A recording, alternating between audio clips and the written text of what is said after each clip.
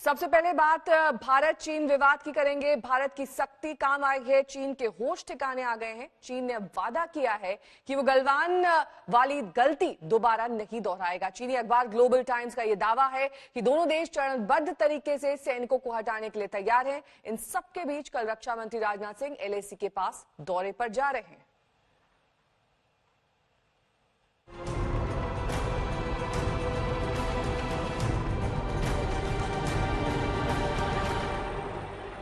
चीन के खिलाफ सरहद पर मोर्चा मजबूत करने के बाद अब रक्षा मंत्री राजनाथ सिंह भारत चीन तनाव के ग्राउंड जीरो तक जाएंगे। राजनाथ सिंह शुक्रवार यानी कल लेह पहुंचेंगे और पूर्वी लद्दाख में चीन से बने तनाव की स्थिति पर सुरक्षा हालातों की समीक्षा करेंगे।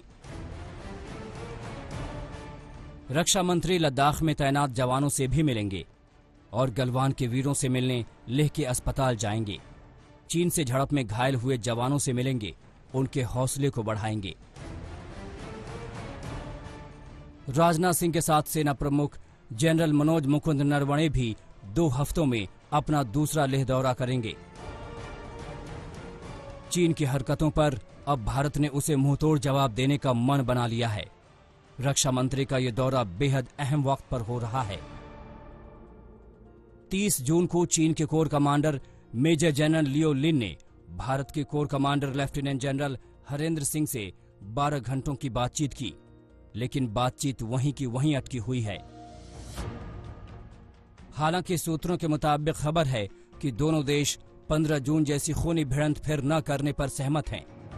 भारत और चीन में सहमति बनी है कि 72 घंटों तक दोनों पक्ष एक दूसरे पर निगरानी रखेंगे कि जिन बातों पर एक राय बन गई उसे जमीन पर उतारा जा रहा या नहीं। पूर्वी लद्दाख में एलएसी पर तनाव अभी भी बरकरार है और 4 मोर्चे ऐसे हैं जो सबसे ज्यादा संवेदनशील माने जा रहे हैं। पेंगोंग झील का फिंगर 4 का इलाका और गलवान घाटी में पेट्रोल पॉइंट 14, 15 और 17A में अभी भी दोनों तरफ के सैनिक आमने सामने बैठे हैं।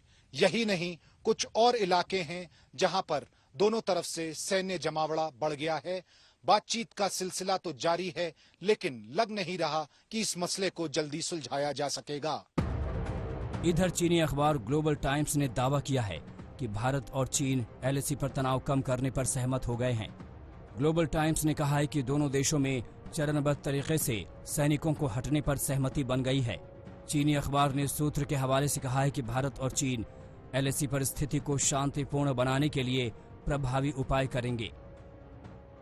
ग्लोबल टाइम्स के इस दावे पर अभी तक कोई मुहर नहीं लगी है। सूत्रों के मुताबिक चीन 22 जून की बैठक में भी चरणबद्ध तरीके से सरहद से हटने को तैयार हो गया था, लेकिन 8 दिन बाद भी हालात में कोई बदलाव नहीं हुआ है।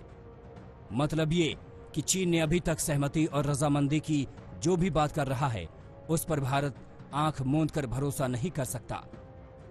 दिल्ली से मंजीत सिंह नेगी और लद्दाख से अभिषेक भल्ला के साथ आज तक ब्यूरो। लद्दाख से इस वक्त मेरे सहयोगी अभिषेक भल्ला जुड़ गए हैं। अभिषेक, कौन से वो मुद्दे हैं, कौन से वो पॉइंट्स हैं जिस पर आपसी सहमति भारत और चीन के बीच बन चुकी है, लेकिन अभी भी कौन से वो पॉइंट्स हैं जिस पर चर्चा किया जाना बाकी है, और कल जो राजनाथ सिंह का अहम दौरा होने वाला है उसको लेकर क्या डिटेल सामने आ रही है?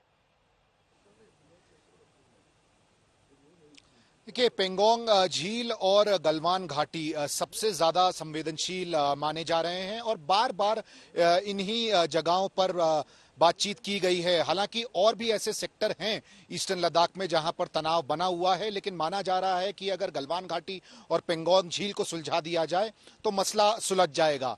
लेकिन काफी चीजें ऐसी हैं जो बहुत ज्यादा पेचीदा हैं और कहीं ना कहीं जाके मसला अटक जाता है। पिछली मीटिंग जो 22 जून को हुई थी उसमें भी यही फैसला लिया गया था कि दोनों सेनाएं सहमति से पीछे हटेंगी। उससे पहले 6 जून को भी कुछ इस तरह की चर्चा हुई थी, लेकिन जमीन पर कुछ नहीं बदला। अभी भी यही लग रहा है और सूत्र भी यही कह रहे हैं कि भरोसा नहीं किया जा सकता है चीन पर। हालांकि एक अहम निर्णय जरूर लिया गया है इस बातचीत में, वो ये है कि 72 घंटे तक दोनों सेनाएं उन जगहों पे जहां पर पीछे हटने की बात की जाएगी, एक दूसरे की गतिविधियों पर बहुत कड़ी निगरानी रखेंगे। ये इसलिए करा जा रहा है क्योंकि गलवान में 15 जून को जब खूनी झड़प हुई थी उस समय भी चीन ने माना था कि वो पीछे हटेगा, लेकिन उसने ऐसा नहीं किया। जब हमारी वेरिफिकेशन पेट्रोल वहां गई तो देखा कि चीनी सैनिक वहां पर थे और उन्होंने झड़प कर दी और दोनों तरफ के सेना के लोगों की मौत हुई। तो ये इंश्योर करने के लिए कि इस तरह की घटनाएं फिर से ना हो, ये निर्णय लिया गया है। लेकिन क्या ये जमीन पर ठीक तरह से इंप्लीमेंट हो पाएगा या नहीं, ये देखना अभी बाकी है।